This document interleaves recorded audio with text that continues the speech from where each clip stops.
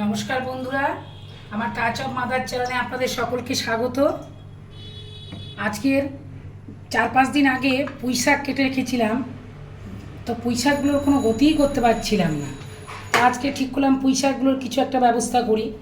তো পুঁই শাকগুলো কী করা যায়, মাছের মাথা আছে, বাবা হঠাৎ মাছ এনে ফেলেছে, বেশি এনেছে, মাথাটাও আছে, তেলও আছে, তাই ভাবছি একটু মাছের মাথা দিয়ে পুঁই শাকটাকে রান্না করে ফেলি। তো কড়াইতে আমি তেল দিয়েছি। এত শরীরটা মানে ভালো লাগছে না যে কড়াইটাও মাজবো, সে টাইমটা আবার পাচ্ছি না।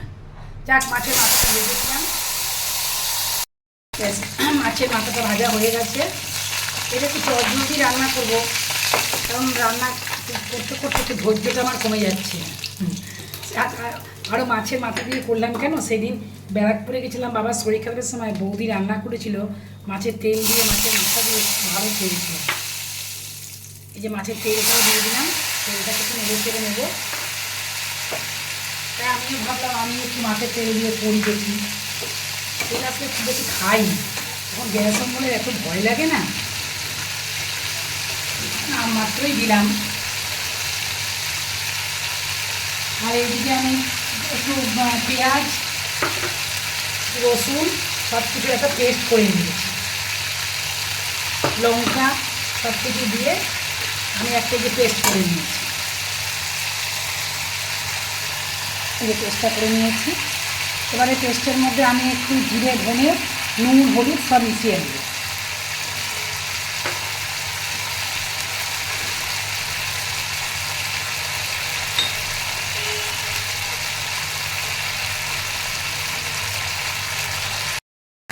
মাছের তেলটাও হয়ে গেছে ফ্রাই। এবার মাছের তেলটাকে আমি তেল একদম নামমাত্র দিয়েছি, আর তেলটা পুরো কড়াইতে বেরিয়ে গেছে দেখুন। এবার এর মধ্যে আমি একটু 5 ফোড়ন সোমবার দেবো। ফোড়নটা কিন্তু খুব বুঝে শোনা দিতে হয়, ফোড়নের জন্য জানেন তো রান্নার গন্ধটাই চেঞ্জ হয়ে যায়। আর এই পুঁই শাকটা তখন হয়তো পালং শাক বলে ফেলেছিলাম কিনা জানি না, যাই হোক পুঁই, কুমড়ো আর আলু দিয়ে দিলাম। যদি পালং শাক বলে থাকি তাহলে ভুল হয়ে গেছে, পুঁই শাক কিন্তু। হ্যাঁ, একটু সাঁতলে এর মধ্যে মশলাটা দেবো। বেশ, এর মধ্যে আমি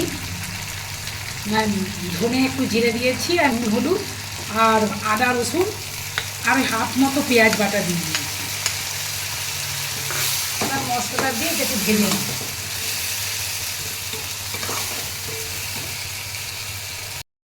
দিয়ে একটু জল দিয়ে দিলাম, এতে ওই শাকের ডাঁটিগুলোও সেরে যাবে, আর মশলাটাও যখন শুকনো করবো তখন কষানো হয়ে যাবে। ব্যাস, এবার আমি ঢাকা দিয়ে দেবো, আঁচটা একদম একটু কমিয়েই দেবো।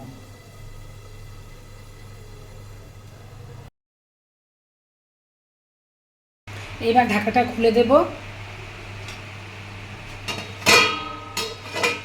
আশা করি সব সেদ্ধ হয়ে যাবে। এবার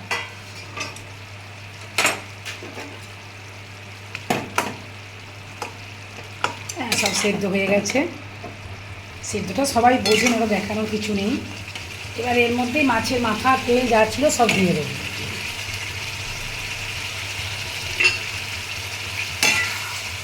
দিয়ে একদম নেড়ে চড়ে শুকনো করে নাম।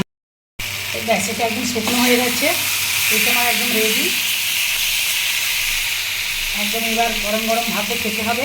আর মাছের তেল তো ঠান্ডা ভাতে ভালো লাগে না, গরম গরম ভাতে খাবেন, খেয়ে আমাকে জানাবেন কেমন লাগছে। আর আমার নতুন নতুন রান্না পেতে আমার চ্যানেলটাকে সাবস্ক্রাইব করবেন, লাইক করবেন, কমেন্ট করবেন, তেমন খুব ভালো লাগবে। থ্যাংক ইউ বন্ধু।